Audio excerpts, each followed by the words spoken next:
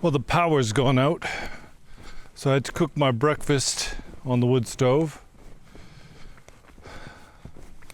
There's a light, beautiful snow coming down. Everything's pristine and quiet. Really, this is the way our minds should be. Still and tranquil, uncomplicated. What's happened in the West, or in the developed world, is we've really lost our peace of mind. I mean, for millions of years, we lived out in the wilderness, in the forests, on the mountainside. And then since the Industrial Revolution, more or less, all these huge cities have sprung up. And we've lost contact with nature. It's like they say, from time to time you've just got to touch grass, commune with nature.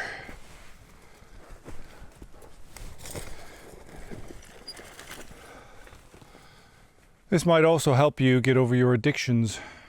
It's not just addictions to substances, but also addictions to the modern world.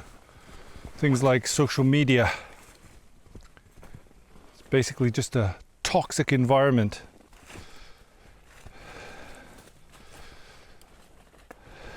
These super spreaders for disinformation have caused so much chaos in the world.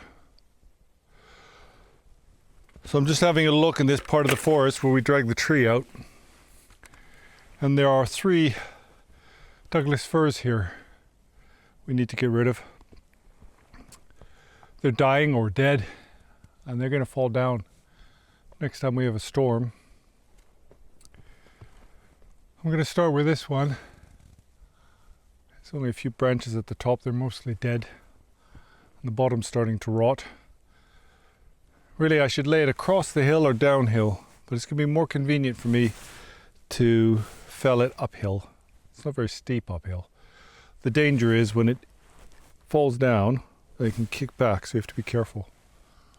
And also the log cabin's over there, so I don't want to hit that. So I'm going to take it down over into that bush there, about 10 meters from the side of the cabin, or 15 meters. And once this one's out of the way, then I can take down this one, and then this one after the other. And then we'll have plenty of wood to use on the mill.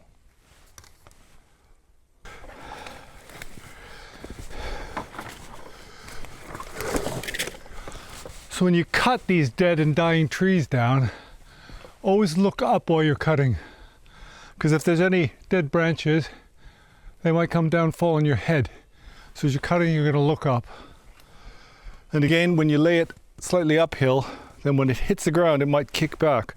So you've got to watch it fall, and as soon as it starts to fall, you step back, get out of the way. You have to look for a safe zone, somewhere you can get to. And if it's not clear, then cut the bush a bit. Now these trees that look like they're a bit rotten, then when you cut into it, you're going to cut a bit high. Because if it's rotten, it's going to be rotten at the bottom here. If you cut it a little bit higher than normal, then you'll be cutting into good hinge wood. And then there's less chance of a failure. This tree is already leaning that way, away from the cabin. So when it falls, it's going to go that way anyway. So I'm a little bit more confident that it's not going to hit the cabin. Still, you got to be careful. So we're going to make a face cut here, a little bit high. And then I think we'll bore into the back and cut it to the back. The reason why I'm going to bore into the back is because I'll be able to tell how rotten the wood is. If it's rotten, then you've got to leave a little bit more hinge wood.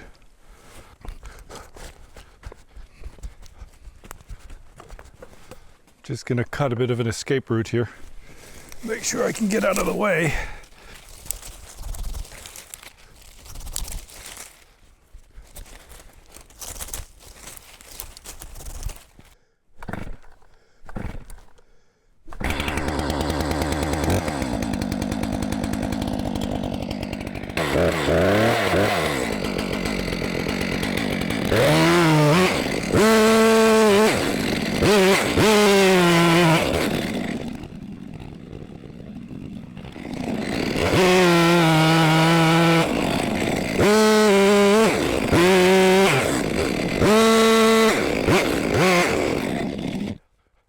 You can see there that the center of the tree is starting to rot, and the bark is very thick, so it's cutting through the bark.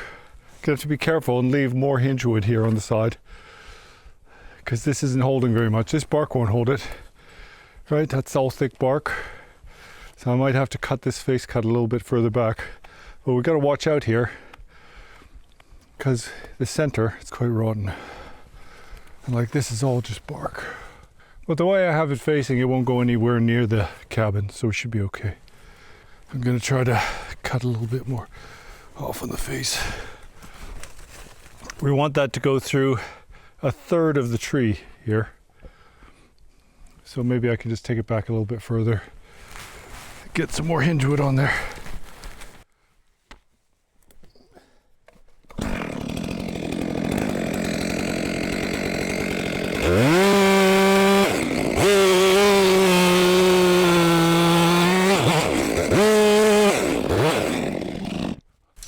That's not really made it any better.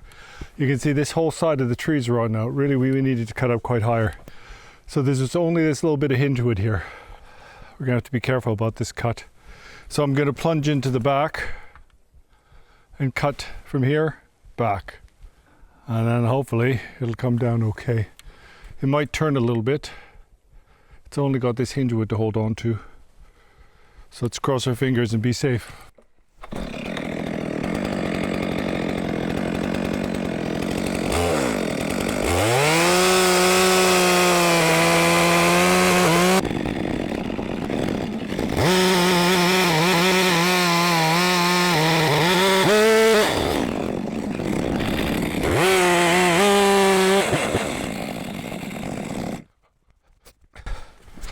Okay, quite difficult because there's a lot of rot and a lot of bark. Now we're going to take the cut back to the back of the tree, and then hopefully it will fall down where we want it to.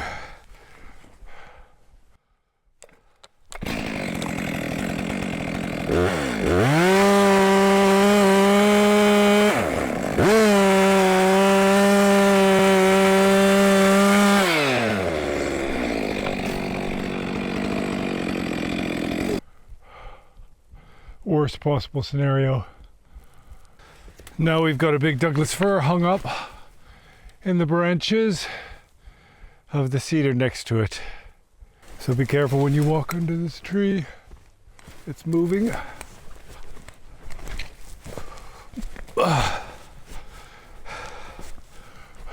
Mistake-wise, it's leaning to that side already. I should have compensated. There's so little holding wood.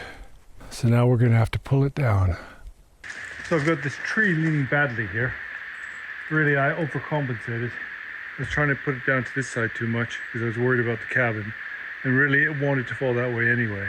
So it got trapped on the branches of the tree next to it. So what I've made is a throw bag. So previously, Marjorie Taylor Greene claimed that this was an explosive device left at the border.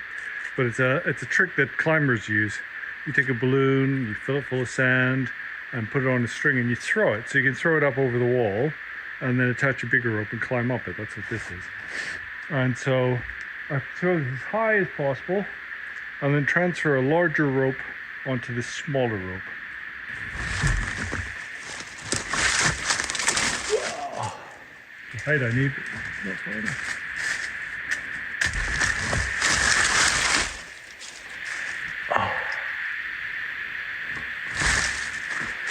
That really isn't high enough. There's a tree from there. You can see it's only hanging less than halfway up. It's probably not high enough. Okay, I had no choice. I had to make a throwing stick. I just can't get the throwing ball high enough. It's just the end of a plastic container on a stick. Let's see if that works.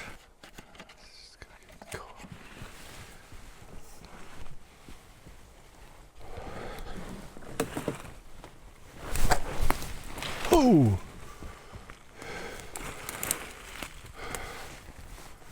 Would have been a good shot if I was aiming to hit the trunk. Oh, that was getting closer. Oh! So close! A few inches to the left. That would have been perfect. Okay. So I managed to get a throw line up here. It's not in a very good position though. It's wrapped around all these branches here.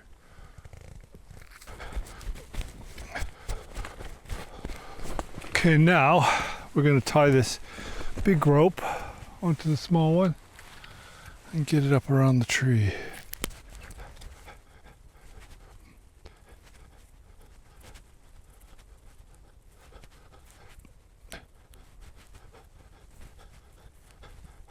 That looks good.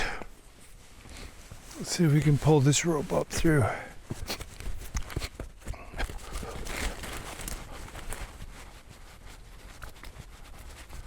Lost a bit of height. Just have to do.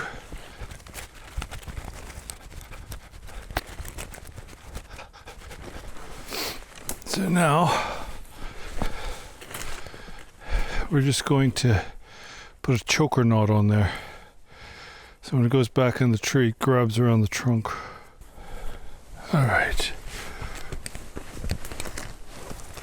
We'll make a little noose on here. A hangman's noose. Fortunately, we've got a little branch stuck in there.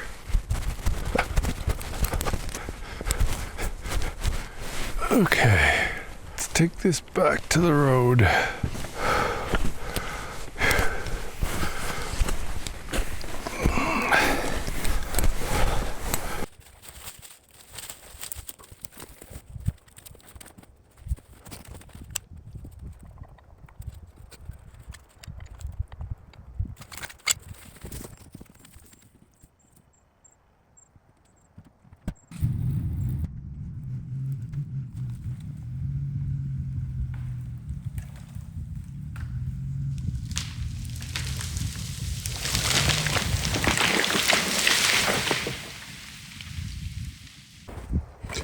Okay, let's go see what happened. I heard a big noise.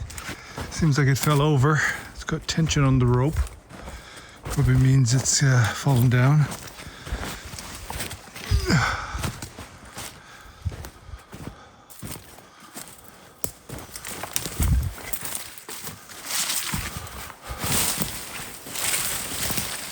Oh, well, the stumps. Ah, it looks like it's right down. Came down nicely.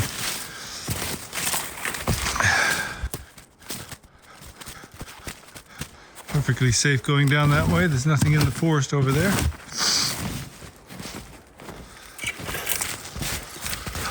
Nice.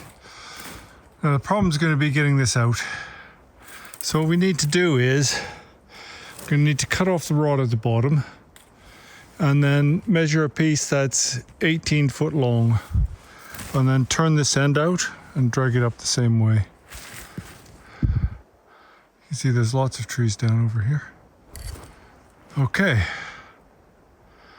I think it might be lunchtime.